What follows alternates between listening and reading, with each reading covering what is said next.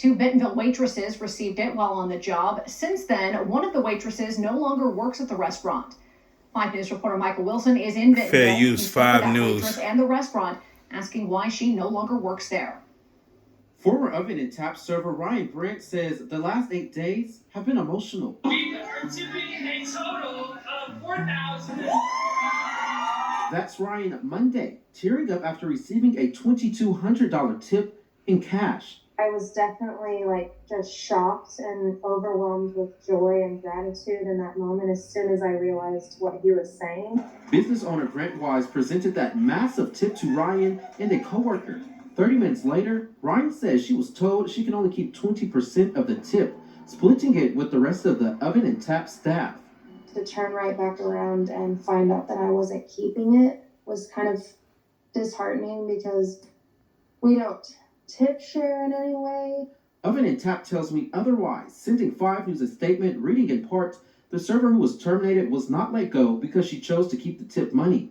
The restaurant also says tip sharing is a common industry practice. It follows.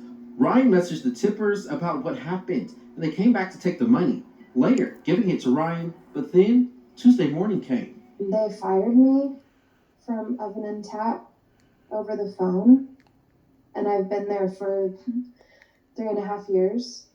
So that was also really heartbreaking. Especially when I didn't think that I did anything wrong.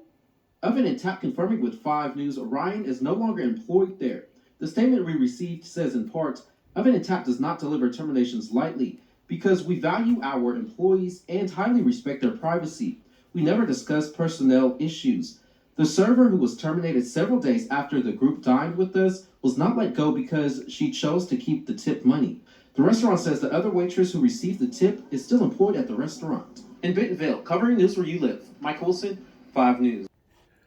Prediction Central Podcast, Hate Me or Love Me, there's no in between. So I did a recent short video on a black girl complaining that she didn't receive tips from her black counterparts that actually reside or dine in the restaurant. Now it seems like if you are tipped a substantial amount of money, which is like $4,400, her and her friend were tipped $2,200 a piece. Excuse me. Allegedly, she was terminated because of the tip, because she didn't give up 20%. So it doesn't matter who tips who what, black, white, Chinese, Indonesian, it doesn't fucking matter. You got to deal with the fucking hostess for the goddamn restaurant, and they're going to tax the shit out your tip. That's why I always tip in cash. I always give a server $10 if I'm by myself or with a couple, with my shorty or whatever, because I will tip for $10 if I can't even meet the gratuity. Doesn't matter. Just give them $10 cash free. $10 helps anybody out. A Hamilton goes a long way. Not a Lincoln, a Hamilton. If you don't know who's on the fucking dollar bills, you need to do your research. That's another situation. But